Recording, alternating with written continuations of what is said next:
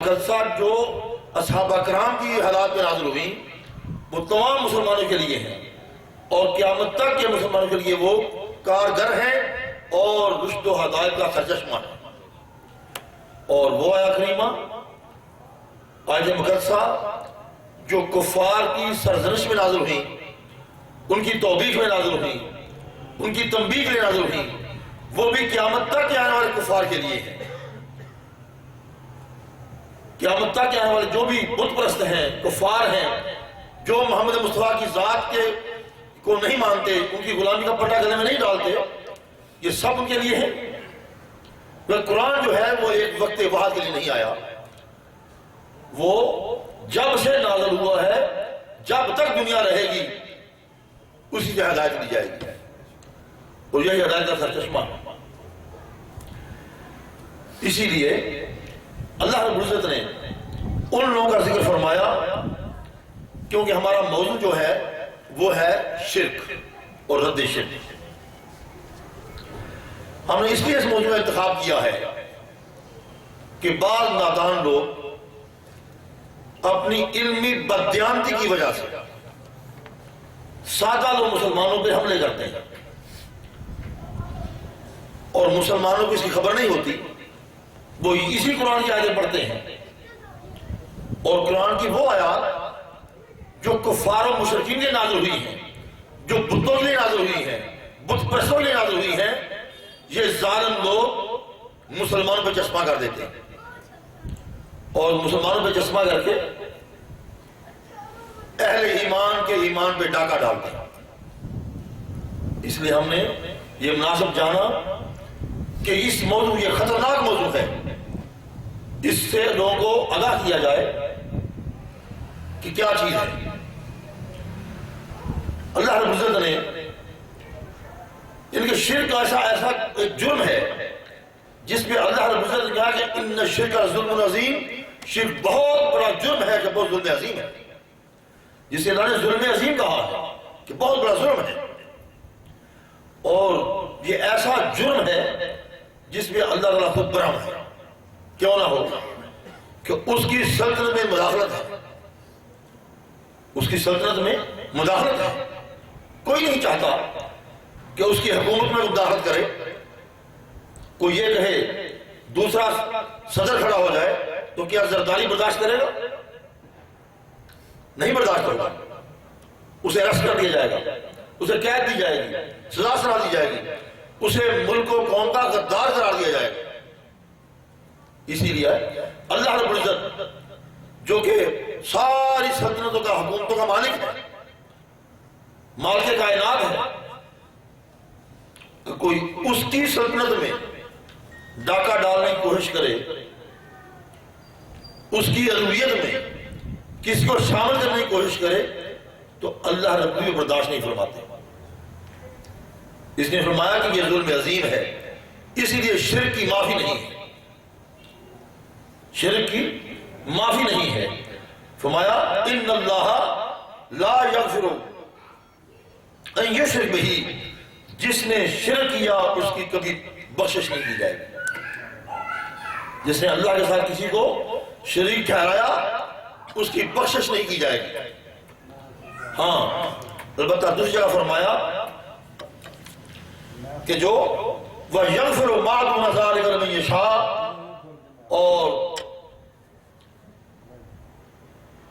جو لوگ گناہگار ہیں، میرے محبوب پہ ایمان لائے ہیں، میرے توحید کے قائل ہیں، اور ان سے غفلت میں گناہ ہو گئے ہیں، ان کے گناہوں کو لمن یشاء، ہم اپنی مرضی سے، اپنی مشیت سے معاف کر سکتے ہیں، معاف کر دیں گے، لیکن شرک کو معاف نہیں کریں گے۔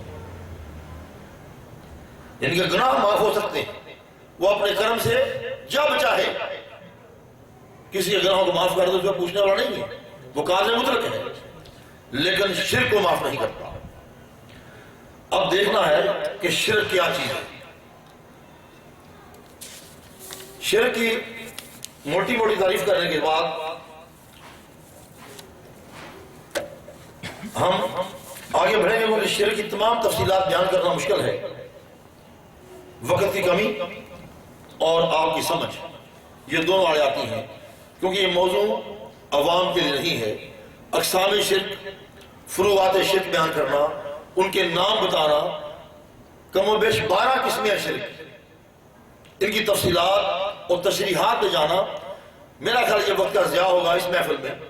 یہ علماء کے لیے ہے، اور علماء جو تان زنی کرتے ہیں، جو اپنی علمی بددیانتی کو استعمال کرتے ہیں، وہ بھی جانتے ہیں کہ شرک کی کیا تعریف ہے۔ جان بوجھ کے وہ ان آیتوں کو جو کفار و مشرکین اور بتوں کی نازل ہوئی ہیں، وہ اہل ایمان مسلمانوں پہ چسپاں کر کے، مزارات اولیاء کو بت تصور کر کے، وہ ظالم اپنے ایمان کا جنازہ نکال لیتے ہیں، ان کا ایمان ضائع ہوتا ہے۔ یعنی اپنے ایمان کا جنازہ نکال لیتے ہیں، ان کا اپنا ایمان نہیں رہتا، کیا جائے گا کسی کو کیا کہنا انہوں نے، لیکن انہیں یہ خبر نہیں ہوتی کہ ہم کیا کر رہے ہیں۔ تو دوستان محترم، شرک جو ہے، شرک کی تعریف جو حضرت علامہ ابو عبداللہ قرطبی رحمۃ اللہ علیہ نے اپنی تفسیر جامع احکام القرآن میں لکھا ہے، فرماتے ہیں کہ اللہ تبارک تعالیٰ کے علاوہ کسی دوسرے کو اپنا معبود ماننا یہ شرک عظیم ہے۔ اسی کو ظلم عظیم کہا گیا ہے کہ اللہ کی الوہیت میں کسی کو داخل کرنا، اس کی سلطنت میں کسی کو برابر کر دینا، یہ شرک ہے، یہ ظلم عظیم ہے۔ اور میں نہیں سمجھتا کہ کوئی مسلمان جو کلمہ توحید پڑھنے والا ہے، لا الہ الا اللہ محمد رسول اللہ کہنے والا ہے، وہ اللہ کے سوا کسی کو وہ معبود جانتا ہو، یہ ہو نہیں سکتا۔ میں بعد میں اس میں حدیث لاؤں گا انشاءاللہ العزیز۔ اور دوسرا وہ ہے جو یہ عقیدہ رکھتا ہو کہ کوئی شخص خواہ وہ ولی ہے یا اور کوئی چیز ہے، بالذات اپنے طور پر بغیر اللہ کی مدد کے اپنے طور پر کسی کی حاجت روائی کر سکتا ہے، یہ بھی کوئی نہیں کر سکتا۔ اگر اولیاء کرام، انبیاء کرام کسی کی حاجت روائی کرتے ہیں تو وہ اللہ کے فضل سے کرتے ہیں، اللہ کی عطا سے کرتے ہیں۔ کوئی یہ عقیدہ رکھے کہ وہ اللہ کے بغیر از خود بالذات کرتے ہیں تو یہ عقیدہ باطل ہے، یہ شرک ہے۔ اور یہ بھی ایسا عقیدہ بھی الحمدللہ کسی مسلمان کا نہیں ہو سکتا۔ تو یہ کہے کہ فلاں ولی جو ہے اللہ چاہے نہ چاہے وہ کر سکتا ہے، ایسا عقیدہ نہیں کو رکھتا۔ جب بھی کوئی کسی ولی کے پاس جاتا ہے، کسی کو دعا کرواتا ہے، تو وہ یہی کہتا ہے، دعا کرنے والا بھی کہتا ہے کہ یا اللہ یہ میرے پاس ہے، اس کی حاجت پوری کر دے، وہ بھی اللہ سے مانگتا ہے۔ اور دعا کرانے والا بھی کہتا ہے کہ حضرت اللہ سے دعا کر کیجیے، میری یہ مدد ہو جائے۔ گویا کہ دونوں کا اللہ پہ ایمان ہے۔ جب اللہ پہ ایمان ہے تو حاجت روائی کا حقیقی حاجت روا اللہ ہی کو سمجھا جاتا ہے، حقیقی حاجت روا اللہ ہی کو سمجھا جاتا ہے، کوئی دوسرے کو خیال نہیں کرتا۔ فقط یہ تہمت لگائی جاتی ہے سنت پر۔ اور تیسری بات یہ ہے، یہ بھی شرک ہوتا ہے، اسے ادنا شرک کہا جاتا ہے، کہ کوئی شخص اللہ کی عبادت صرف اس لیے کرے کہ لوگ اسے عابد کہیں، کہ لوگ اسے عابد کہیں کہ یہ عبادت گزار ہے۔ یا بعض بار ایسا ہوتا ہے کہ بعض علماء ایسی غلطی کر بیٹھتے ہیں، جس طرح کے علاقے کا نمبردار یا چودھری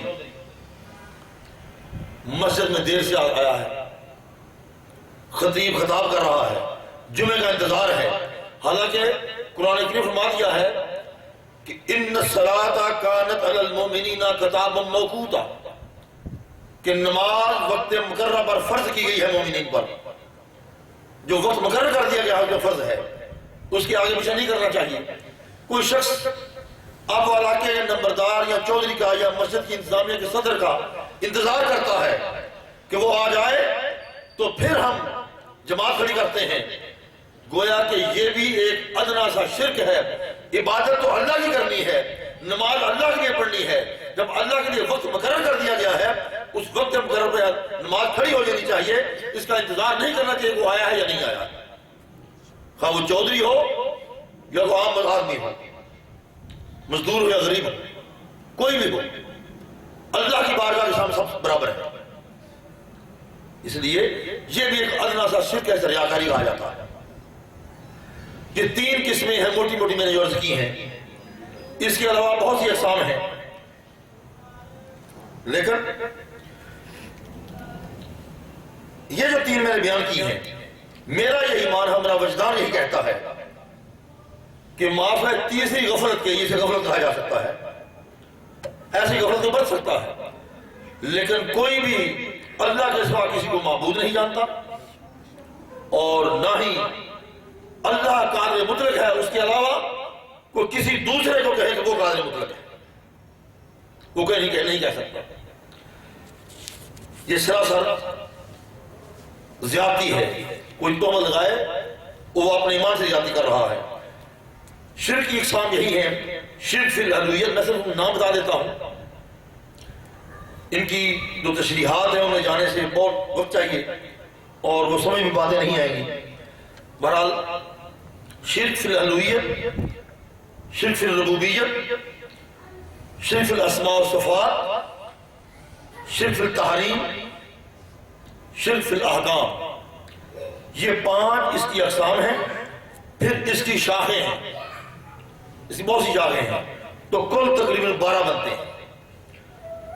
بہرحال بڑے افسوس سے یہ کہنا پڑتا ہے کہ بعض لوگوں نے فقط شرک کی رٹ لگا رکھی ہے، نہ وہ اس کی اقسام جانتے ہیں، نہ اس کی تشریحات جانتے ہیں، ان کے معنی پہ غور نہیں کرتے، آیات قرآنی پہ غور نہیں کرتے، فقط ایک فتویٰ بازی کی مشین لگا رکھی ہے اور ہر بات میں فتویٰ بازی کرتے رہتے ہیں، جس سے نقصان ہوتا ہے۔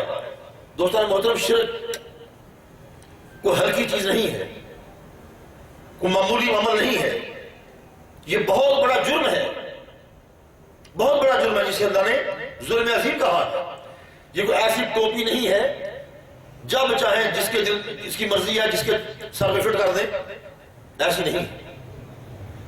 جب تک یہ ساری اقسام انسان کو علم نہ ہو، اس وقت تک وہ کسی امر واقعہ پر شرک کا فتویٰ نہیں دے سکتا۔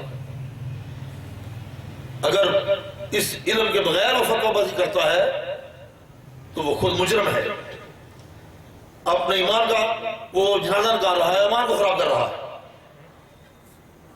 اس لیے ایمان بچانے کے لیے ضروری ہے کہ فتویٰ بازی کرنے والے بھی اس علم کو جانیں اور علم کے بغیر فتویٰ بازی نہ کریں۔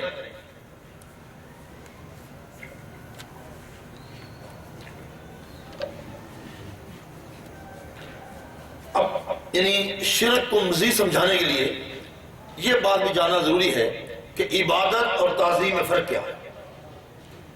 ایک عمل عبادت ہوتا ہے اور ایک تعظیم ہے، ان دونوں میں فرق کیا ہے؟ جب یہ فرق محسوس نہ ہو اس وقت تک شرک کی سمجھ نہیں آ سکتا۔ جس طرح کہ انسان نماز پڑھتا ہے، ایک مومن مسلمان صاف ستھرے کپڑے پہن کر پاک ہو کر